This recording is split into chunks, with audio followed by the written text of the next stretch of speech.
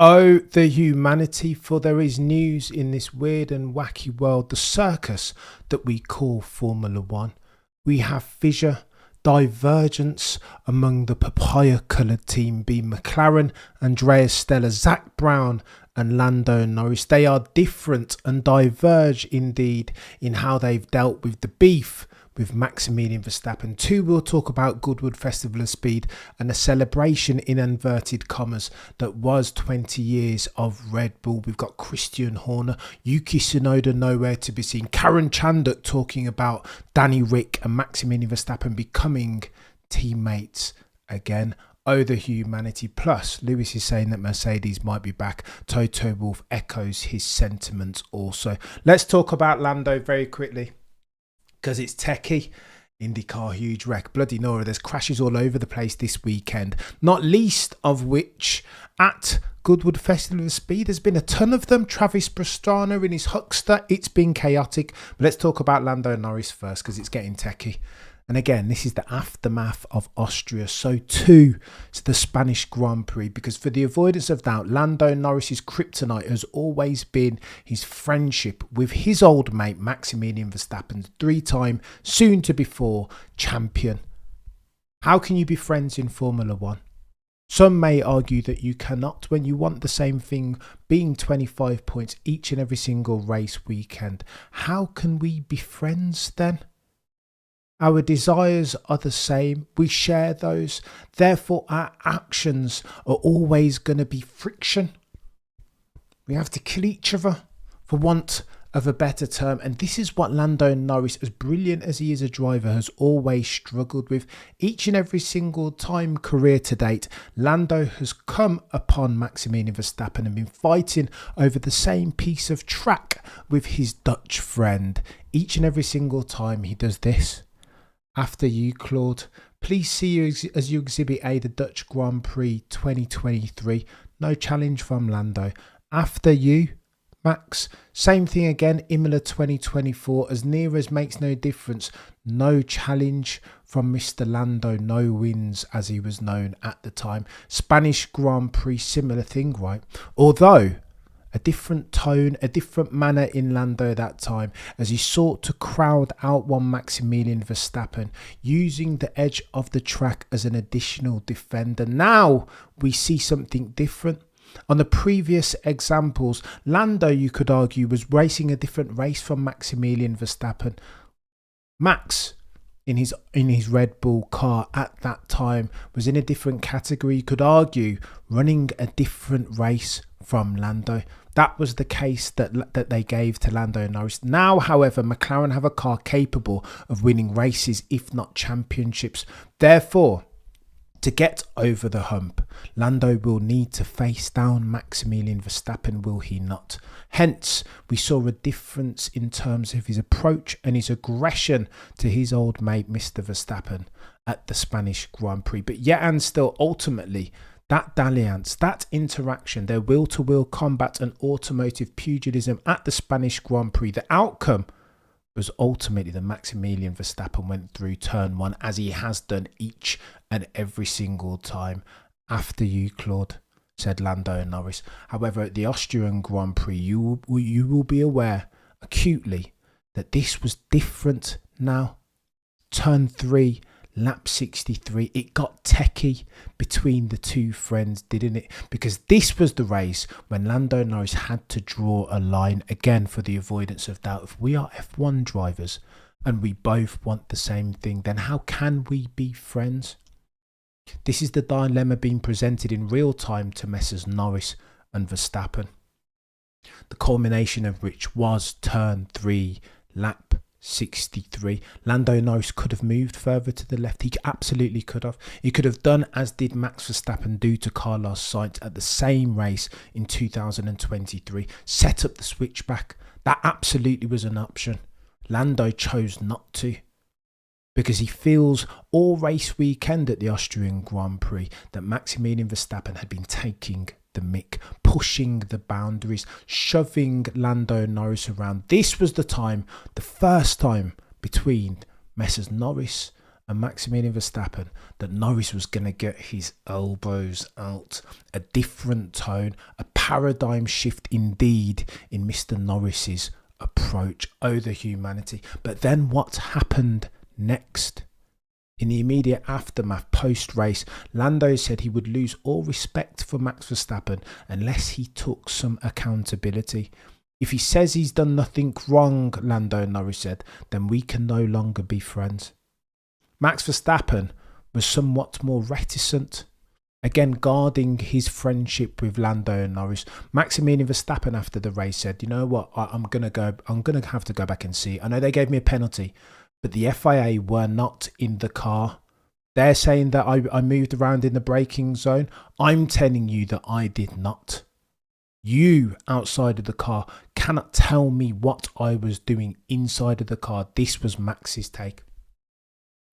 So the world, the F1 community and the world waited with bated breath to see what was going to be the reaction, how the tone was going to change between the two, and how were they going to intermingle at the next Grand Prix, the British Grand Prix at Silverstone.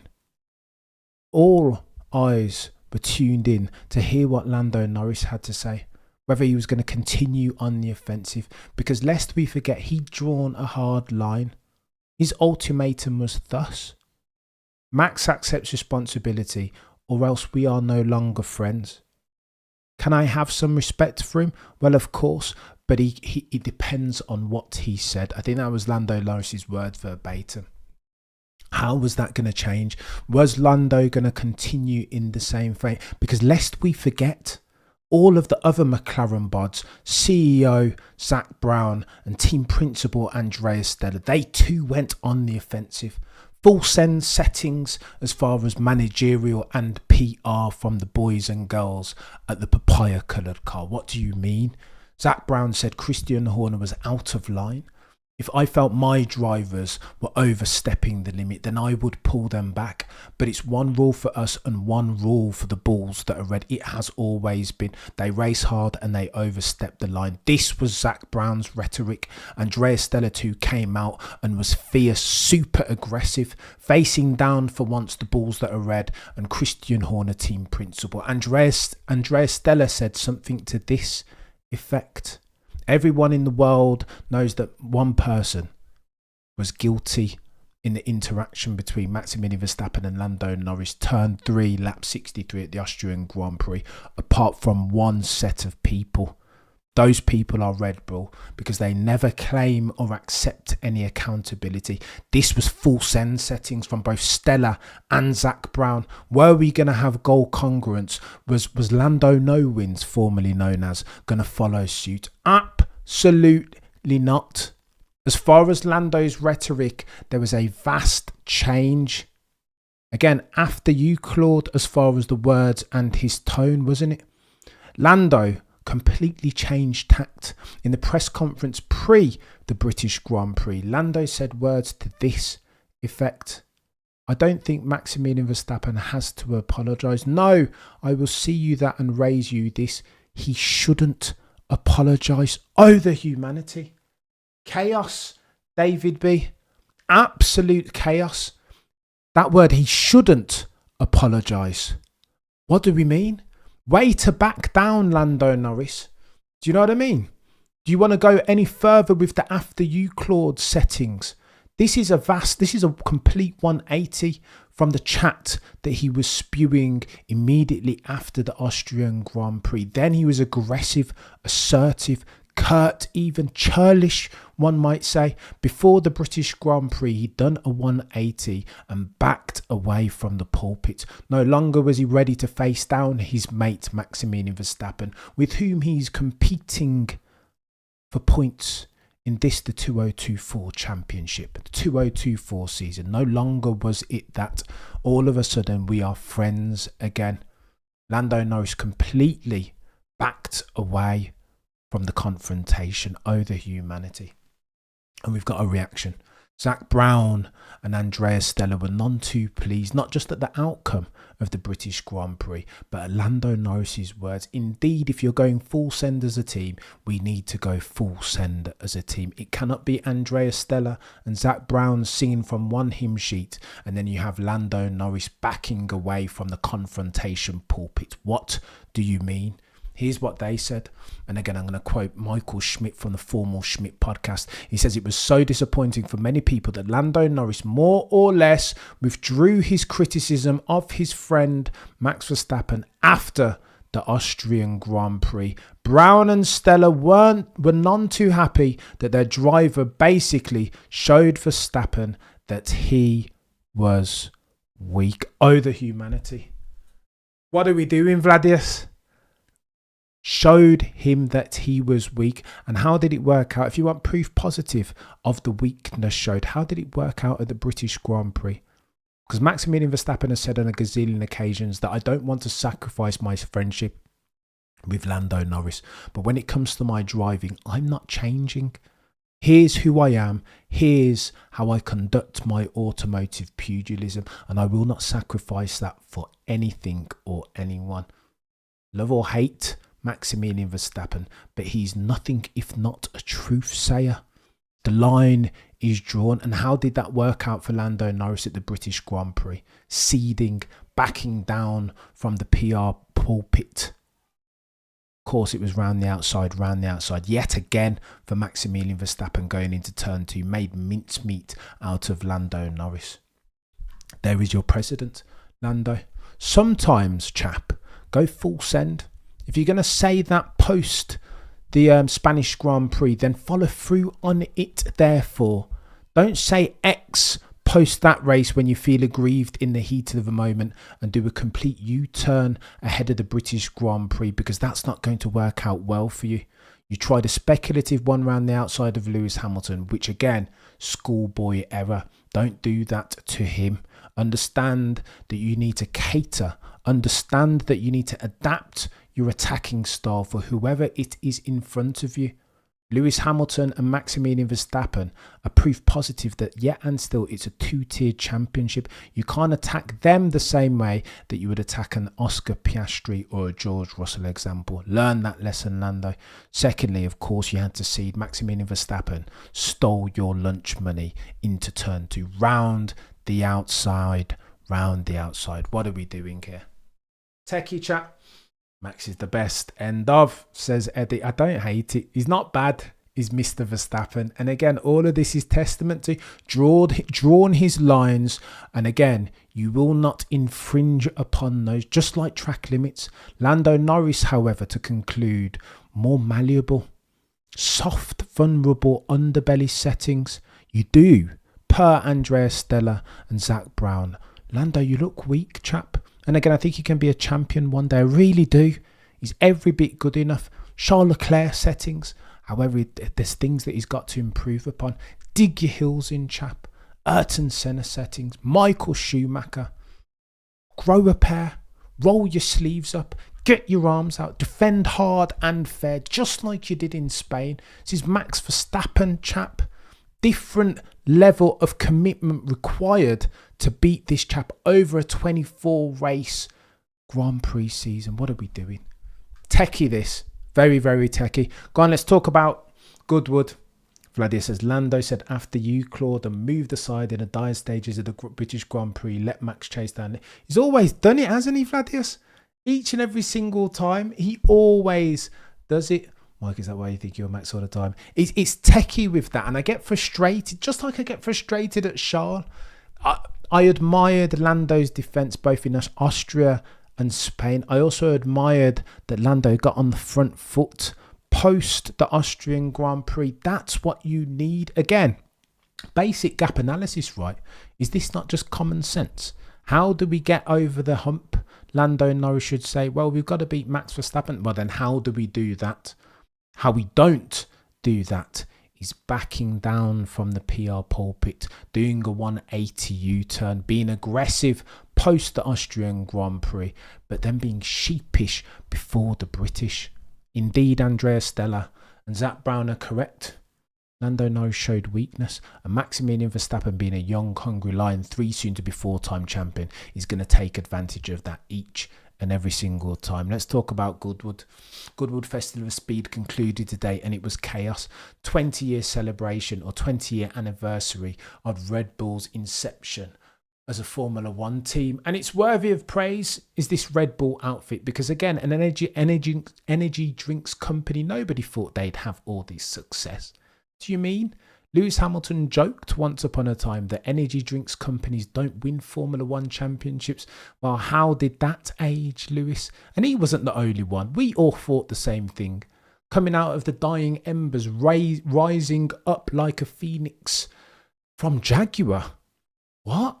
You don't buy Jaguar and then start to beat Ferrari and Mercedes and all these other... Like, what are you doing? It's nonsense. But again...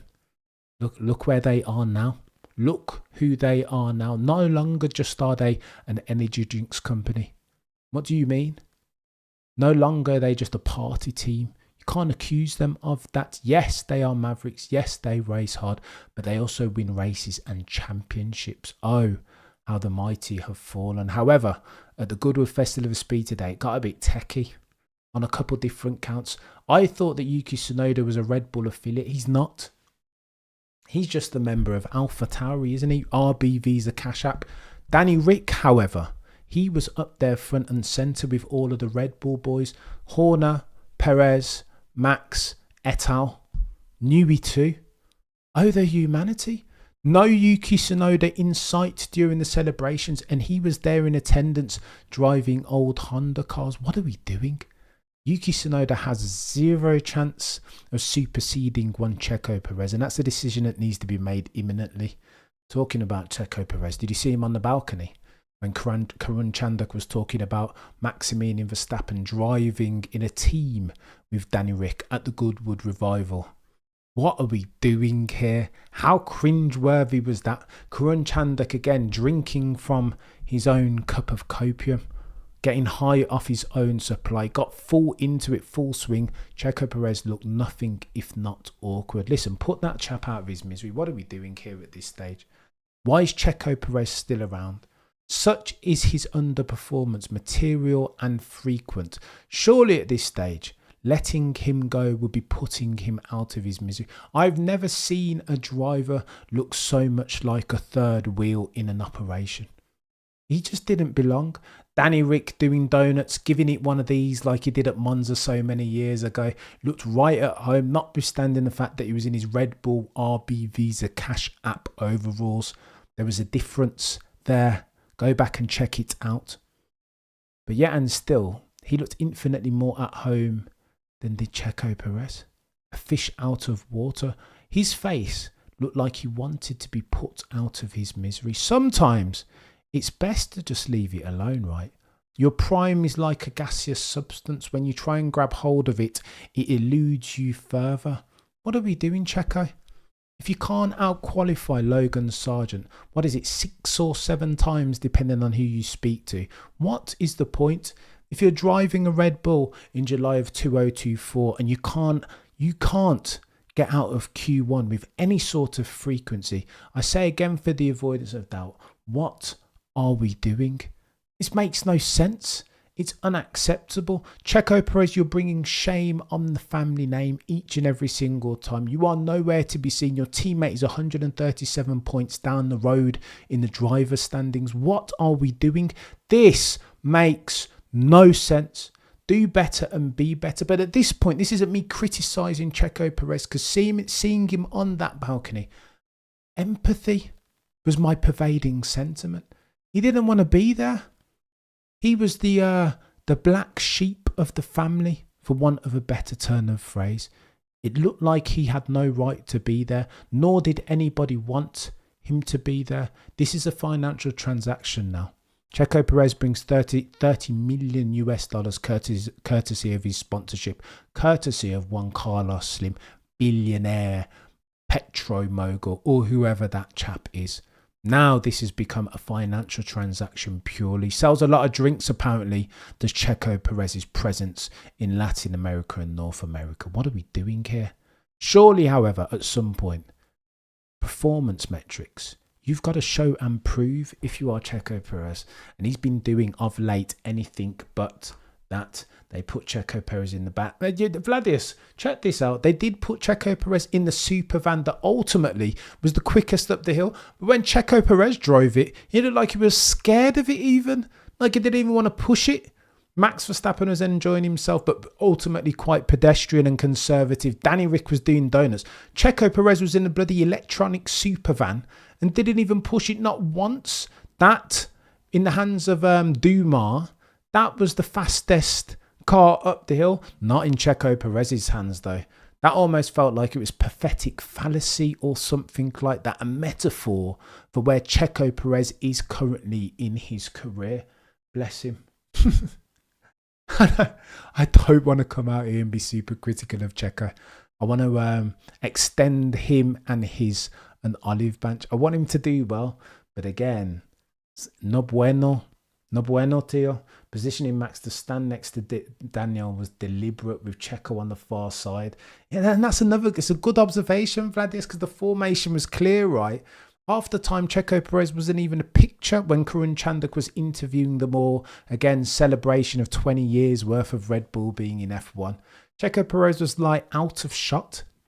It's all about Danny Ric. And Danny Ric also, fine Vettel, knows how to work a room. Lots of laughs, cracking jokes, talking about growing the moustache. Hey, wants the flat cap to represent England, all of this stuff. He was in his prime, in his element even, wasn't he, Danny Ric? Again, giving Christian Horner another dozen reasons why the modus operandi, the pole sitter as far as superseding the man, formerly known as the Mexican Minister of Defence, is Danny Ric, the honey badger.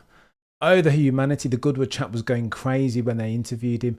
Nothing but our words for him in the chat. Nothing but ill words for him in the chat. And it's harsh. F1 is a game where what have you done for me lately is all that counts. It just looked out of place. This is why I can't go in on him 7 times, says Cameron. Techie. It's very, very techie. 186 viewing and smash a like. Yeah, do me a favour and smash a like very quickly. I will stay another couple of minutes and go back and forth with you guys in the chat. Sponsor money, good for Red Bull, brand in South and Middle America. I don't hate it, but at some point you got to, even then, do you know what I mean? Sometimes there will be a stop loss, even if it's 30 million US dollars annually. Can't be 137 points behind Maximilian Verstappen. Do that maths for me, please. Max Verstappen could sit out 5 races. Checo Perez would have to win each and every single one of them. And then Maximilian Verstappen would still be 12 points ahead in the championship. How is that feasible? That is an unprecedented level of underperformance. Peter Windsor cited Ricciardo Patrese that every time he would sign his contract, his motivation would do one of these. What is Checo Perez's drop in form attributable to, if not that? Signs his contract, returns to Europe, old school tracks, and then all of a sudden his form is fugazi. Oh, the humanity. What are we doing? Jay, you a legend. Because what was Checo done for? What has Checo done for at Red Bull, really? Daniel has an imprint at Red Bull. His face fits, doesn't it? Christian likes having him around. He's funny and he's charismatic and he's a crowd pleaser. I mean, everybody loves the honey badger. At the moment, who loves Checo Perez? Just being honest, Max outperforming. Checo's beaten Max on pace 0 times his teammates. Well, if you look, I have to give you this as well, Michael. If you look at the qualifying head-to-head between teammates season to date, Checo Perez is the only chap who hasn't out-qualified his teammate once. Not even once. Everybody else, it's close, and do you know what I mean? There's a bit of back and forth. There's a question as to who is in absolute terms is the quickest teammate. Not so with Checo and Max. Not once, and we're halfway through the season. Next race at Hungary will be race 13. What are we doing? I have no time for this. It's nonsense. Vladius, Checo's commercial value versus Daniel's commercial value was out on display on that balcony. So go on then, Vladius. I don't think that's true, sadly, because the British public love themselves some Danny Ric. You got to consider the global fan base, right? How many Checo Perez fans were there in situ at the Goodwood Festival of Speed? Just estimate it. I don't think many. being honest. I don't know. Maybe I'm wrong, but I don't. I saw one Mexican fan or one fan of Checo Perez there at the Goodwood Festival of Speed. Most of the rest of them were there for either Danny Rick or Maximilian Verstappen. Do you know what I mean? Checo's finance versus Daniel's career. Andre, you've nailed it more succinctly. I think that's the choice. That's 3 million from 137 points last year's measures. Blimey. I'll be already popular in Europe, but Checo has value in markets they want. This is the point. And ergo, they have to make themselves a decision now, because it's gone too far now. 137 points. Now the risk to Red Bull as an organisation, as an F1 entity going forward, as a sports enterprise, is that they lose themselves a Constructors' Championship at the altar of financial resource. Christian Horner, for him and what he considers as a racing mind, as a racing person, as a racer's racer, he won't be willing to embrace that. Ergo, they need to hurry up and make themselves a decision. There's a couple of people waiting in the wings. Liam Lawson will be testing again this Thursday. He's hoping that he doesn't underwhelm. Danny Rick is there, but again, broadly underwhelming as far as his most recent performances. The Silverstone test last year, when he outperformed and was very close to Max Verstappen's pole lap, feels like many moons ago now. Yuki Tsunoda completely out the picture, wasn't even on the Red Bull balcony, because again, they see him as not a Red Bull affiliate, not part of the Red Bull Junior family. He belongs to Honda. What are we doing here? And then maybe he just stick with Checo Perez. Maybe what Christian Horner needs now more than ever is a harmonious relationship. Someone who can sit there and not rock the boat, not trouble Maximilian Verstappen. Who knows? Gonna get techie. But between now and next time, prosecution rests. No further questions, Your Honour.